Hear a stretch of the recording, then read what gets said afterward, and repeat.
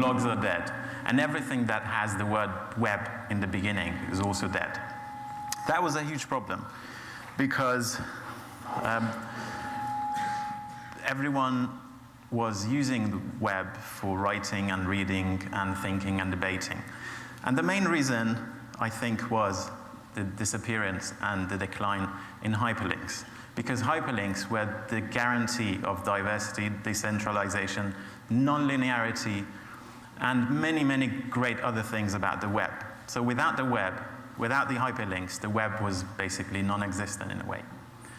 And it was social media to be blamed partly, and mobile phones, because social networks do not like hyperlinks because they want to keep you as much as possible, as long as possible within their environment, so they would be making more money. And then, at the same time, the whole environment is heavily dominated by images. And images are always about emotions rather than thinking, because text can be used to make arguments, but images can only produce emotions.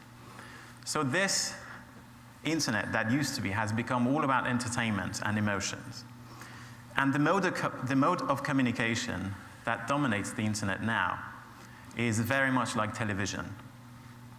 It's passive, it's centralized, it's inward-looking, and when you start scrolling your newsfeed, for instance, on Facebook, it's your personal television. And with this, it has all the features and all the ills of television as well. So one of the main ones is that, as I said, it's about entertainment. But then, sorry, I'm losing it. So then Neil Postman comes to the picture because I think he's a very important voice. He discusses television and the downside of television and how it's completely destroying the public discussion about important things.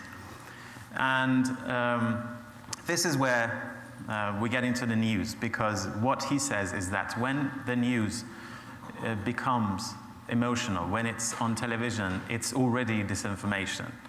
So in a way, when we discuss fake news, anything that happens on television, because it's driven by emotions, it's incoherent, it's fragmented, and many other aspects to it, it makes it all something that is misleading information in Neil Postman's term. He suggests at the end that we need to do two things. News should not be entertainment in order to be informative and in order to be useful for democracy, because in order to have a democracy you need informed participants and informed participation. And then also media literacy, because you cannot stop people from watching television or social networks, but you can teach them how to watch them. And then there's also a case to be made here. If we have public television, maybe we also need public social media. Thank you.